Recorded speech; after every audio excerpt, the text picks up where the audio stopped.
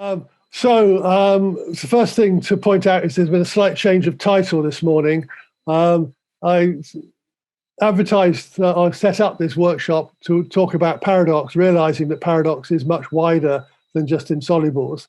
I then managed to write a talk on insolubles under the heading of theories of paradox, and only changed it at the last minute to theories of insolubles from Thomas Bradwardine to Paul of Venice. So it isn't quite as general as perhaps Barbara promised just now, but that's just as well, because if it really was a theory of paradox, we'd probably be here all afternoon discussing paradoxes in the 14th century. So I'm going to run very quickly through a number of leading figures. A lot of people will have to be, a lot of great thinkers from the 14th century will have to be left out of this, but we'll hopefully hear about them in the next few days. But I'll try and give my overview of what actually happened between Bradwardine in the third decade of the 14th century to Paul of Venice in the last decade. So there's a brief outline of what I'm going to do. First of all, talk generally about insolubles and then run through these major figures of Bradwardine, Heytesbury, modifications of Heytesbury's solution, Swineshead, Buridan, Gregory Rimini, and some others, and finally Paul of Venice. So this is a slide I've used in many occasions, just in case there are some of you, and hopefully there are some, who've come along really wanting to find out about medieval logic generally. That was the shape, as I see it, of the rise of medieval logic. Really, the kick started with the rediscovery of most of Aristotle's works, apart from a very few of the more elementary ones in the 12th century, followed by the medieval's own original contribution called the Logica Modernorum, or modern logic, or a theory of properties of terms. And I mentioned some of those properties there. Theories of consequences, theories of insolubles that we're going to be talking about today, and theories of obligations. And it seems to me it reaches its fulfillment in the 14th century, the most productive century for logic before the 19th, or possibly even the 20th. So for present purposes, I think we should divide discussions of medieval contributions to before Bradwardine and after Bradwardine. As I said, Bradwardine was writing in the third decade, in the very early 1320s in Oxford. Before his contribution, there were two main types of solution around, usually under the names restrictio and cassatio. In a way, they both propose an outright ban on self-reference. The restrictivists say you can't be referring to your own utterance, you must be referring to another one. The cassationists or nullifiers say that you can't be referring to your own utterance, so you can't be saying anything at all. And some of the restrictivists propose a blanket ban, and others a more limited ban, simply on combining self-reference with words like false and not true, and so on. And among the latter were Walter Burley and William Ockham. Ockham's name familiar to everyone, I guess. Burley's perhaps less so. So Burley is, you might say, people can correct me on this, but England's logician around the turn of the century, of the 14th century. He started studying in Oxford in the last decade of the 13th century. And then in 1302, thereabouts, he wrote 6 treatises, which in a way make up a logic between them, theories of suppositions, of obligations, of consequences, of insolubles, and so on. He left for Paris in 1307 or shortly afterwards, but came back when Edward II met a nasty end in 1327, and the supporters of Edward III came to the throne, and among them were Richard de Bury, the Bishop of Durham, who surrounded himself by many great thinkers of the time. Burley was a very, very active writer on philosophical topics over 40 years or or even more perhaps. There's a book, De Puritate Artis Logicae, possibly translated on the essence of the logical art in the 1320s, and he died in the 1340s. And he writes this, according to earlier writers, there are three sources of insolubles. The first source comes from a combination of an intentional verb with the expression false or anything convertible with it, or with the denial of true. Concerning the first source, it should be recognized that whenever the same act has reflection on itself with a privative determination, namely with the determination of false or anything convertible with it, then the act is restricted. For a term is restricted when it doesn't imply its superior, that is, any term it falls under. It should be recognized that the part can never supposit for a whole in which it's a part. When putting the whole in place of the part, there results reflection of the same on itself with a privative determination. So if one says, I say a falsehood, the term falsehood doesn't supposit for I say a falsehood, because if the whole is put in place of the term falsehood, there results reflection on itself with a privative determination. I should remark that the number 2 in the margin there alludes to the handout, which goes with where if you want it, you have all the texts that I'll be mentioning today in both English and, in the case of Latin sources, Latin as well. So that's showing you the background to all this.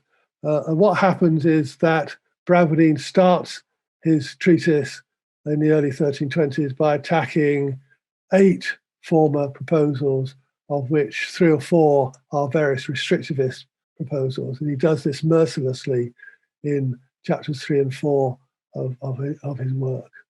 And Ralph Strode, who seems to be a great admirer of Bradwardine, you may have seen this on my opening page, wrote this around about 1360.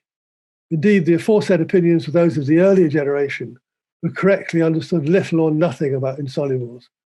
After them arose the prince of modern natural philosophers, namely Master Thomas Bradwardine, who was the first to come across anything of value about insolubles. This is a much quoted passage, as you can imagine, for which reason it deserves to be quoted more extensively for the use of the young. So this reverend doctor precedes the plainer description of Aristotle's opinion with first some divisions, definitions, assumptions, and conclusions, which everything which follows shines more clearly. So great adulation for Bradwardine. So Bradwardine's own proposal, as I say, initiates a whole new era in discussions of insolubles, and pretty much everyone after that is in some way reacting to what Bradwardine's done. And the guiding aim, I would see it, of Bradwardine's approach is to develop a solution to insolubles which places no restriction on self-reference, so get rid of the restrictivists and the cassationists, or for that matter, on a theory of truth. So here's Bradwardine, a very distinguished career at Oxford, joins Richard de Bury's circle, writes an early work in logic, lots of very influential works in mathematical physics, which make him the leader of the calculators, the famous Merton calculators, or Oxford calculators.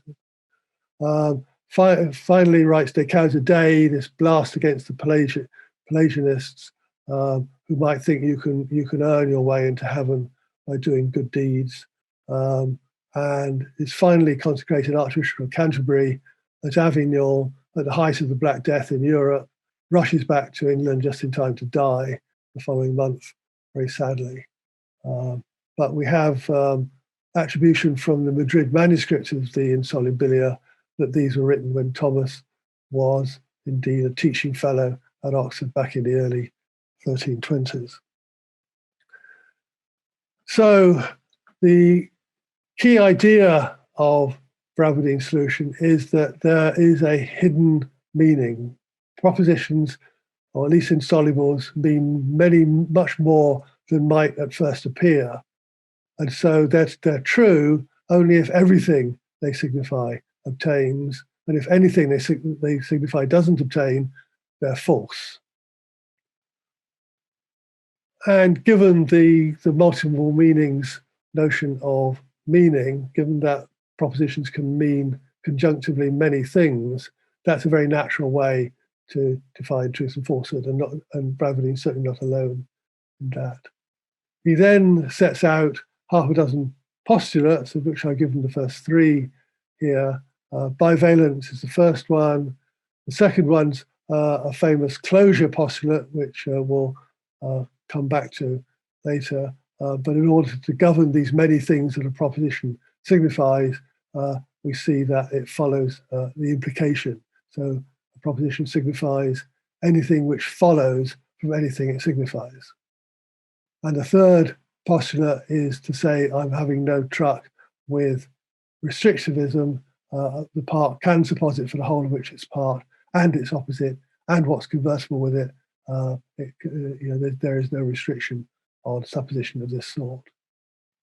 And using these six postulates that he then has, he's able to prove three main conclusions, of which for the moment I've just picked out the second conclusion, which is the one that does most of the work throughout his treatise. Any proposition which signifies itself not to be true or to be false also signifies itself to be true, and so it's contradictory, and so it's false because not everything it signifies can obtain, because it can't be both true and false. It's a very interesting proof that he gives of this conclusion. So for the moment, we should note two things about it. Firstly, this is a claim about insolubles. Any proposition which signifies itself not to be true or to be false also signifies itself to be true. It's not a claim about any proposition in general, but specifically about these propositions which we might otherwise call insolubles. Secondly, he gives us actually a detailed proof of why he thinks this obtains in this second conclusion. As I say, pretty much everyone else is in some way going to react to this proposal. A few follow him completely, and it's particularly, I think, the closure postulate, which is the one that people jib at. Not necessarily the first, but one of the more immediate reactions is in the following decade, the 1330s. Usually 1335 is the date given to Heytesbury's big treatise. And also Roger Swineshead will come to later, writing also in the early 1330s. Heytesbury, another of the Oxford calculators, another one at Merton. And his discussion of insolubles is shot through, I say, with the language of obligations. I'll say something very briefly about obligations, but probably too brief for those who've not come across it before and too much for those who have. But anyway, I'll do my best. But the whole structure of obligational disputations frames Heytesbury's discussion and a lot of the subsequent discussions, as we'll see.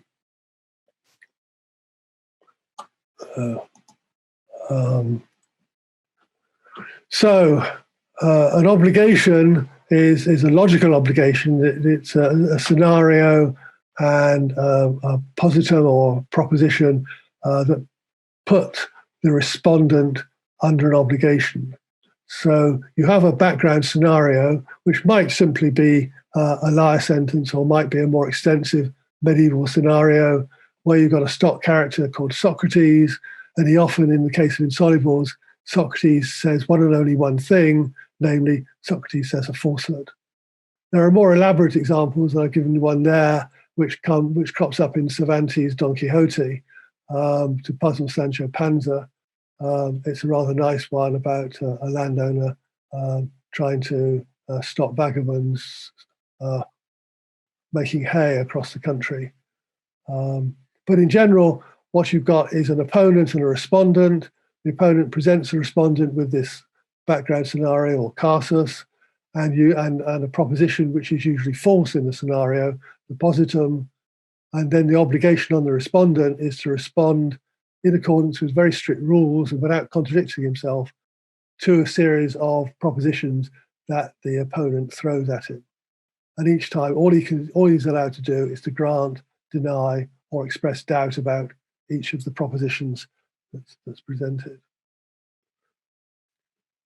Hasteby takes each insoluble to be the positum in an obligation, and he distinguishes an insoluble scenario from an insoluble proposition in this quotation. The scenario of an insoluble is one in which mention is made of some proposition such that if in the same scenario it signifies only as its words commonly suggest, from its being true it follows that it's false, and vice versa. An insoluble proposition is one of which mention is made in some insoluble scenario, such that if in the same scenario it signifies only that its words commonly suggest, from its being true it follows that it's false, and vice versa. And we should focus particularly here on this phrase, signifying only as the words commonly suggest, because that's going to mark this distinction, which, although Bradwardine doesn't use that phrase, essentially developing Bradwardine's idea of these multiple meanings. So there's what the words commonly suggest when Socrates says a proposition, Socrates says a falsehood, that just says Socrates says a falsehood. But there may be other things which it signifies which haven't been made overt when he actually said that. There may be tacit or hidden significations going on there, as indeed Bradwardine has suggested. And Hasteby's solution turns crucially on whether the opponent says, and my words signify only as they commonly suggest, or whether he allows, well, they signify that way, but maybe not only that way. That's so. If the opponent adds this word precise, which usually I'm translating as only signifying in that way, then contradiction is inevitable, and the respondent should refuse to engage with the opponent on it. If, on the other hand, the opponent leaves open and doesn't add the precise or only qualification, then Hasteby says the respondent can accept the obligation, but then when he's presented with the insoluble positum itself, he should follow the third rule. The third rule is that given an insoluble scenario, and supposing that the insoluble signifies as its terms suggest, but not, however, only in that way, the scenario should be accepted and the insoluble should be granted as following in whatever place it's proposed, and it should be not denied that it's true as inconsistent. So we have this, what some people, including myself, have referred to in the past as a kind of Mauryan paradox, that you have to say, yes, what Socrates said was false, and it's false that what Socrates said was false. You must deny that the positum is true. So if you think of the standard argument for paradox, normally one assumes that what the opponent said was true, and follow through to show that it's false, and conclude by reductio that it's false. And then given that it's false, you then go through another bit of argument, second leg of the argument, from which it seems to follow that it's true. So what's common to these solutions is basically that they all accept that the insoluble is false, but deny the claim that it follows from there that it's true, since what it said was that it's false. So if it's false and it says it's false, surely it's true. No, they've got to block the second leg of the argument. And in many ways, it's the same move that they're doing. Bradwardine blocks it by reminding the reader that the proposition doesn't only signify that it's false, it also signifies that it's true, and so it's contradictory, and so just false. And so it's not enough to infer it's true, that something it signifies obtained. Everything it signifies has to obtain, and that's not the case, can't be the case in this here. Hasteby is more cautious. He admits that it signifies more. That's why he can maintain that it's false and deny that it follows that it's true. But he says, if someone asks what the proposition uttered by Socrates signifies in this scenario, other than that Socrates says a falsehood, I say that the respondent will not have to respond to that question, because from the scenario, it follows that the proposition will signify other than that Socrates says a falsehood, but the scenario doesn't specify what that is, and so the respondent doesn't have to respond any further to what was asked.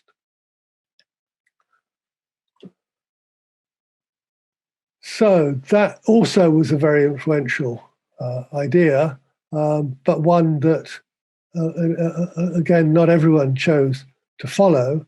There's another author, Robert Eland, who was identified by Paul Spade as Robert Fland, but Mark Thacker and I recently argued that the name was actually Eland.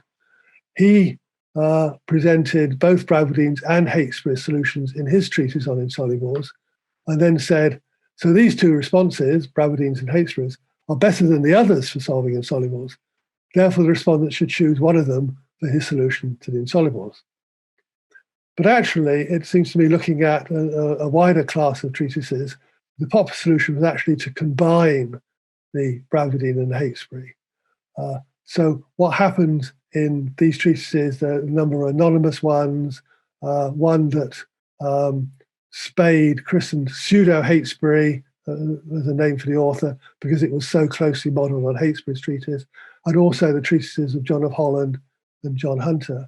What they do is they don't adopt Bradwardine's second postulate, but they do adopt Bradwardine's idea that among the other things that are signified by Insolubles are their own truth.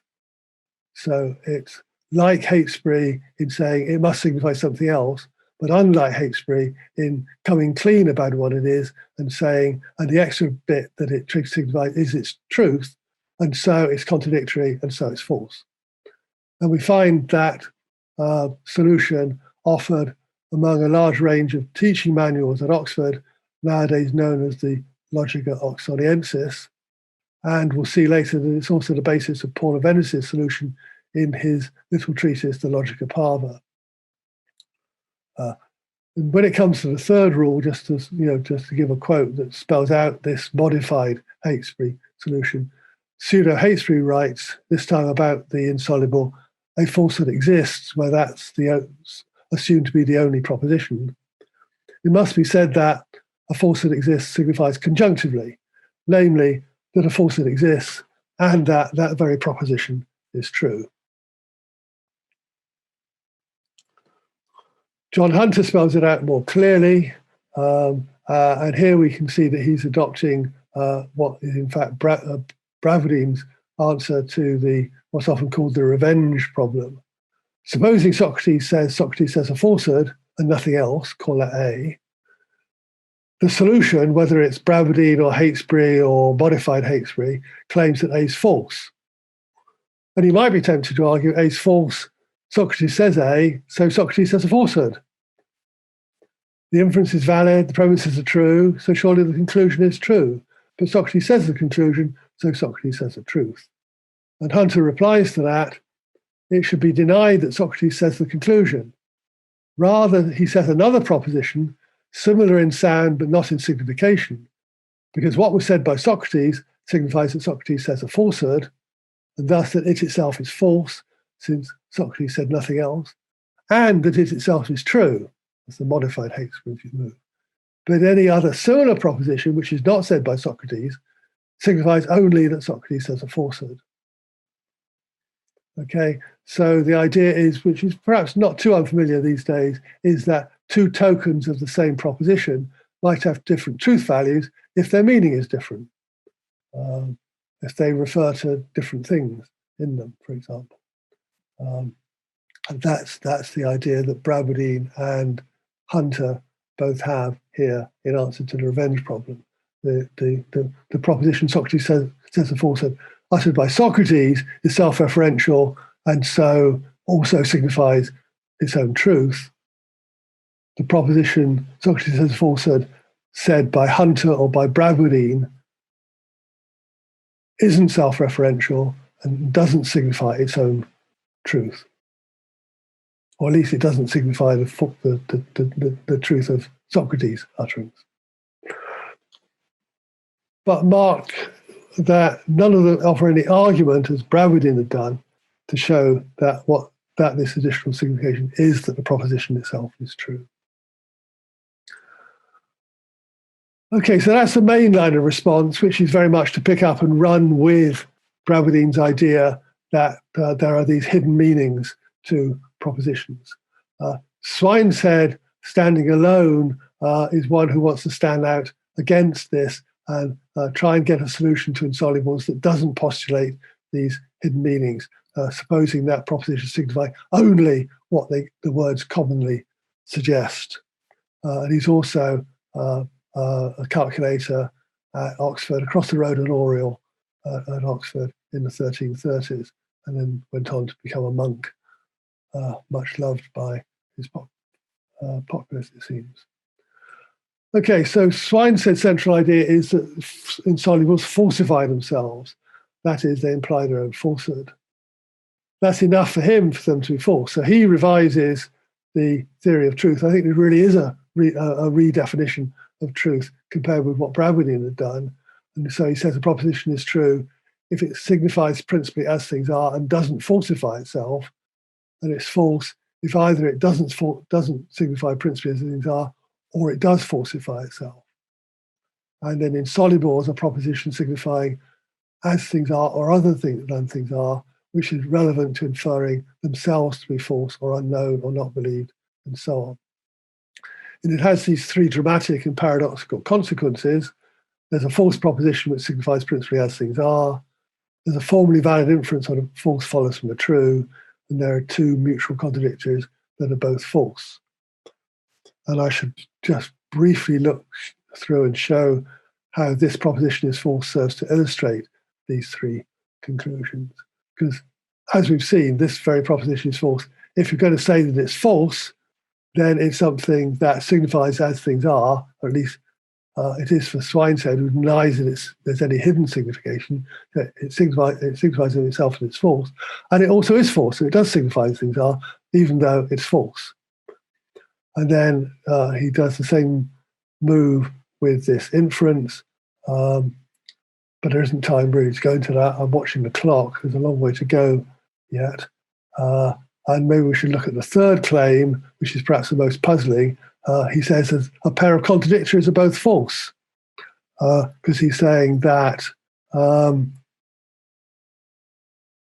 we haven't got it there, but he's saying of this Socrates says a falsehood. If you say Socrates doesn't say a falsehood, that's contradicting Socrates says a falsehood, but actually it's false because Socrates does say a falsehood. So how can contradictions both be false? Well, I've written about this quite recently elsewhere, and was delighted to find that a man called Whittaker 25 years ago, writing a book about the De Interpretatione of Aristotle's, reminded us that the way Aristotle actually introduced the notion of contradictories, it was perfectly in order for contradictories both to be false. In fact, Whittaker's argument, which you'll need to, if you're interested, go and have a look at to get the detail, is that what Aristotle does in De Interpretatione after his definition of contradictories in chapter 6 is to give pairs of contradictories which are both true in chapter 7, pairs which are both false in chapter 8, and pairs which are neither, or something like that, in chapter 9. And as I said, Swinehead claims that what he says is perfectly consistent with Aristotle's theory, and he wants to claim that examples like this proposition is false and this proposition is not false are contradictories by Aristotle's definition, but the former is false because it falsifies itself, and the latter is false because it says of that false proposition that it's not false. And he extends that to the Noah paradox, but again, I'm watching the clock and want to turn to Paris to point out that it seems to me that there are some remarkably similar developments at Paris to what we've just seen at Oxford, but in a way they're remarkable, at least for as much for their differences as they are for the similarities, which makes one wonder whether there really was any direct influence from Oxford to Paris. It certainly wasn't a copying that goes on. I'm going to divide the Parisian responses into those stemming from Buridan's ideas and those stemming from Gregory Rimini's. Buridan's is particularly familiar nowadays. Many people will have come across that. So I'm not going to try and summarize that. No, I'm not going to try and go into any detail of that. I'm going to try and summarize it very, very quickly. His views develop over 6 works on logic in which he mentions or discusses insolubles. And basically his idea is that every proposition signifies its own truth. And I wonder whether he hasn't actually got that idea from earlier writers. And I'll say a bit more about this on Friday when I'm talking about Walter Burley. And here there's a quotation from Gerald of Odo, who was writing in Paris not long before Buridan arrived there as a student, in which he has a similar idea that the point about a proposition is that it asserts the unity of the subject and the predicate. So in a way, it implicitly asserts its own truth. That was something which Buridan picks up and runs with, and actually gives a pretty unsatisfactory to my mind, but does give some sort of argument that every proposition signifies its own truth, depending on his identity account of truth, that a proposition's true, an affirmative proposition's true if the subject and predicate are supposit for the same thing or refer to the same thing. And an affirmative proposition signifies that the subject and predicate supposit for the same thing, and so it signifies it's true. And similar point about negatives doing the same thing. Famously, Bradwardine went back a bit and revised his earlier theory, but that's enough to see that there's a similarity here in Buridan in the idea that there's an extra signification, or at least in a later theory, an implication of something more in the proposition which needs to be taken account of when one's looking at its truth, which is similar to what's going on in Oxford. But there's this idea that it's not just insolubles that do this, it's all propositions that do that, which marks a contrast with what went on in Oxford. I'm going to come, if there's time, to talk about Paul of Venice later. It's interesting that of the 15 alternative solutions that Paul surveys, Buridan's doesn't get mentioned at all. Albert of Saxony's does, and we'll hear a bit more about that later this afternoon. And Albert's is in many ways similar to Buridan's, or at least I believe that at the moment, and we'll see what Harold Berger has to tell us about it in a few minutes. There's also this figure, Gregory Rimini, who's also omitted, whose theory is also omitted from Paul's discussion, which is puzzling, given that he's the only author that Paul refers to by name, it seems, in the Logica Magna. But it was, Gregory's theory was taken over by Peter of Eye, and Peter of Eye's theory was discussed and criticized by Paul. And it all depends upon this sharp distinction that the medievals make, following Aristotle, between spoken and written language on the one hand and mental language on the other. And Gregory's idea is that only spoken and written propositions can be insolubles, because proposition and contradiction can't possibly infect mental language. So the idea now is that insolubles, spoken and written ones, correspond to a pair of, or conjunction of, non-insoluble mental propositions. So the first of those two mental propositions is one which captures the primary or customary signification of the insoluble, what we've seen mentioned before by Heytesbury. And the second conjunct says that the first conjunct is false. Now, you may think that's a contrast with what went before, because in the modified Heytesbury, or in Bradwardine, it was the extra bit said that the proposition was true. But remember that the first conjunct is not the proposition; it's the meaning of the proposition, that the proposition is false. So the second conjunct is saying that it's false, that the proposition is false. In other words, it's saying that the proposition is true. So there's a remarkable similarity here with what's been going on again in Oxford. And Peter of Eye has a similar theory, clearly derivative from Gregory's, but instead of saying that the insoluble is false because it corresponds to a conjunction of mental propositions, one of which is false and one of which is true, so being a conjunction with a false conjunct, it's false. Peter says that instead the insoluble corresponds to the pair of mental propositions, and so it's true in virtue of corresponding to the true one, and it's false in virtue of corresponding to the false one. True in virtue of corresponding to the first one, which says it's false because it. Is that right? Think about it. And the second one is saying that it's the first one is false, and that's false, and so the insoluble is false. There's an interesting passage in Marsilius. Paul of Spade suggests that Marsilius is following Gregory, but the quotation that he gives from Marsilius seemed to me to be remarkably similar to the modified Heytesbury account. So he writes, the reply is that the sophism, that is, Socrates says a falsehood, that the sophism is false, for it amounts to the conjunction, Socrates says a falsehood, and it's false that Socrates says a falsehood. But that's false on account of its second part. Therefore, although things are always as is signified by the first conjunct, nevertheless things are not as is signified by its second conjunct. And as I say, that seems to be a way of bringing together Bradwardine, Heytesbury, modified Heytesbury, and the Gregory solution.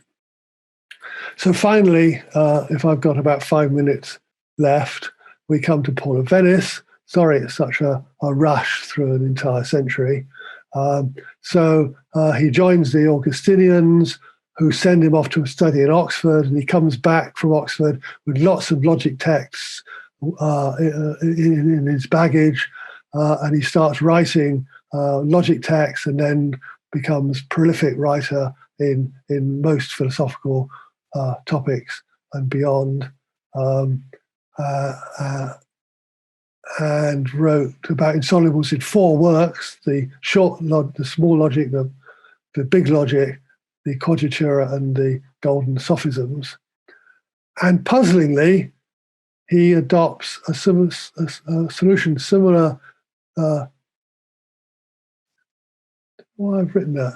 That I think I should is there are still mistakes in these slides. I apologize for them. I think I should say there that in the first and third, he adopts a solution exactly that of modified Heytesbury, because it's similar to William Heytesbury. And in the second and fourth, he follows Swine's Head, and these can't be more different. And Alan Pariah, who's devoted a lifetime to writing about Paul of Venice, argues on that basis, but on some other arguments as well, that the Logica Magna is inauthentic. It cannot be by Paul himself, because Paul clearly is a follower of Heytesbury, and the author of Logica Magna is a follower of Swine's Head. Barbara Bartocci and I, working in our project, editing Paul of Venice's treatise from the Logica Magna on insolubles, have thought about this and written about it, and Barbara has dug in to the history of this to give persuasive, to me, and I hope to other people, arguments that Pariah is wrong here. What's actually going on is the Logica Magna is Paul doing his duty, teaching the curriculum, the Logica Onyxoniensis curriculum correctly, and the Logica Magna is in speaking in his own part. It's just like, I give the analogy, it's me teaching classical logic to the first and second years, and then telling the postgraduates what I really think, which is relevance logic.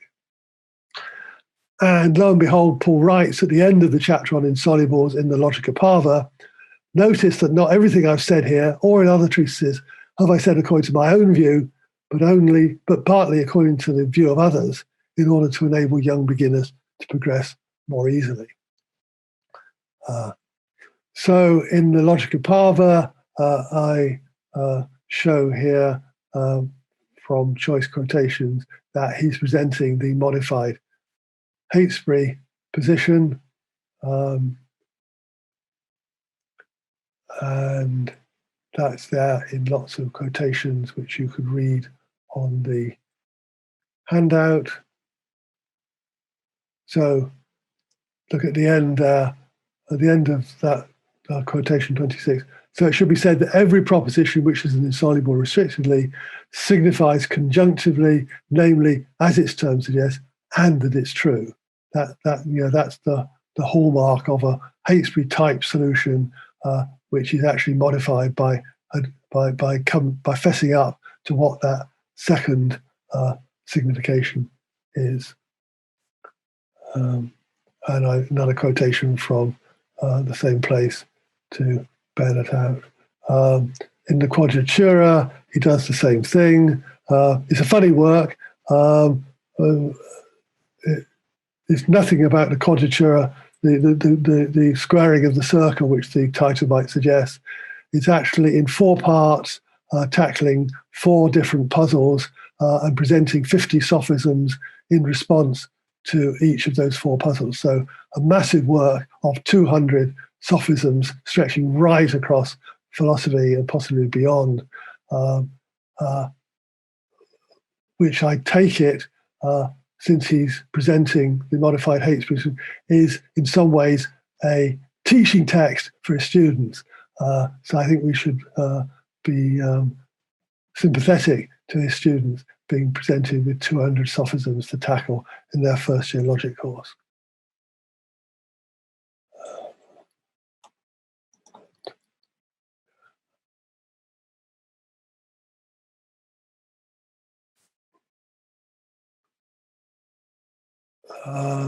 So finally, I think to conclude, I want to briefly mention the Logica Magna, where Paul develops Swineshead's view and Swineshead's conclusions as well. And I spell that out there in the last few slides. And he does the same in the Sophismata Aria, in the final sophism, Socrates as a falsehood, which we've seen before. Pretty much taking over verbatim what was in the Logica Magna. So here, by way of summary, Bradwardine's treatise marks a sea change in treatments of the insolubles. Before that, restrictivism was dominant. After it was rarely defended, but see my talk on Friday on Seagrave, who gives a restrictivist response to Bradwardine. Those at Oxford who followed Bradwardine in proposing an additional hidden simplification were Heytesbury, who refused to say what that was, and a modified Heytesbury, where they said, yes, we'll say that its own truth is what's signified. And in Paris, again, a division into 2 ways of going, Buridan, Albert, possibly Marsilius. I'm not sure why Marsilius is still there. Must have changed my mind about that. And the other track, Rimini and his followers, Peter of Eye and others. And finally, against that tide of multiple meanings theories, you've got Swineshead standing out, followed by Paul of Venice in his Logica Magna, offering a solution which doesn't resort to extra hidden significations, but has these 3 rather iconoclastic consequences that surprise everyone. So thanks very much. Questions, comments?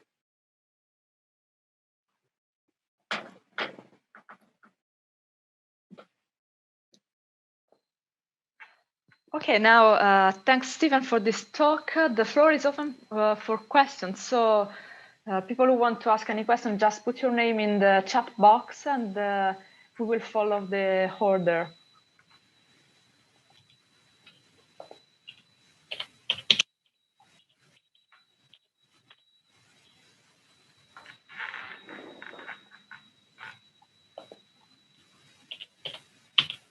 Okay, while we are waiting for people, I wanted to ask a question to Stephen.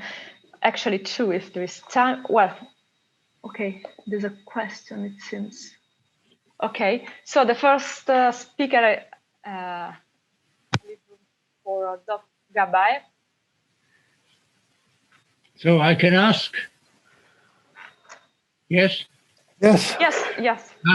So I've been working on loops in connection with modern logic and its application, and various ways of breaking loops, among them the liar paradox as we understand it today.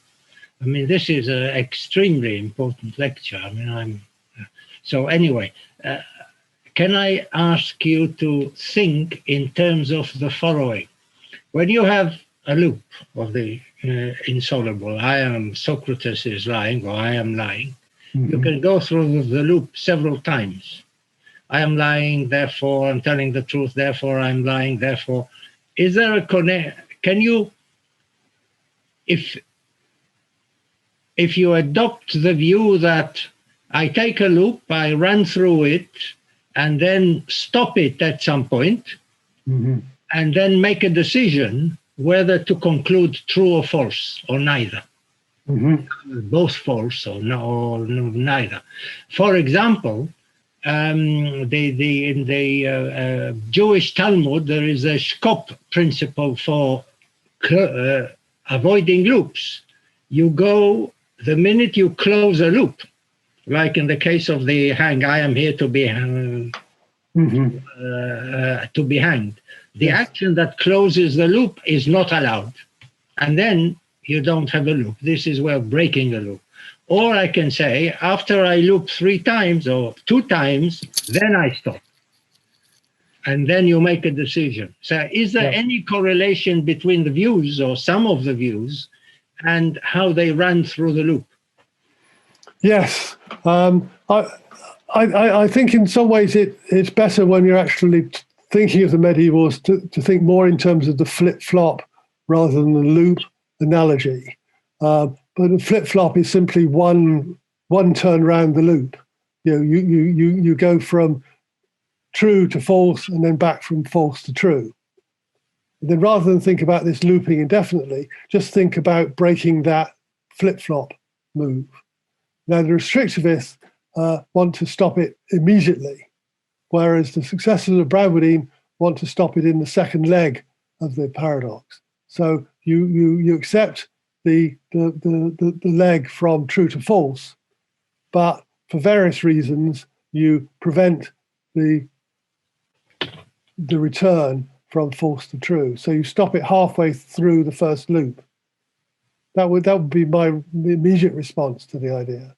Okay. No, that's actually good, because it explains things and also connects with the 14th century. I mean, this is really good. Yes, there were clever guys in the 14th century. It's well worth looking at them. Yes. Can you make it available, the slides and whatever else, the handouts? Yes. They've been circulated, but I think in the chat box, do you have a link to the slides and the handout? Oh, I see. Okay. I think that Barbara emailed them round at some point earlier, but those who don't have them, then Matteo, maybe Matteo or Darren can put it in put a link in the chat box so you can download it.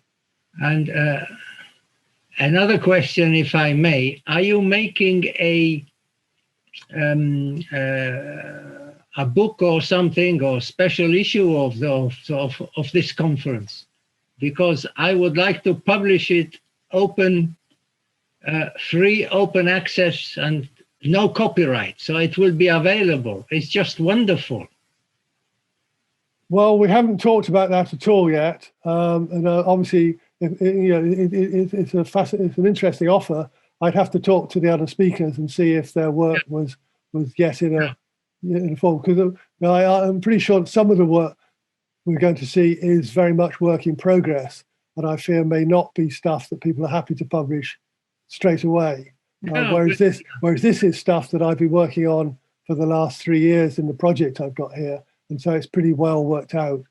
What I did today is pretty much summarising the results of working back from Paul of Venice to get an understanding of how did the 14th century arrive at Paul of Venice's Insolubles in that last decade. And I can certainly send you a copy of a written up version of this if you'd like. But in terms of possible future publication, let's talk to the speakers and talk to you about that later. We are recording the sessions for those speakers who are happy to be recorded, and we hope to make them available in some form or other. But again, it's to be worked out after the workshop. Thank you. Yes, excellent. Thank you.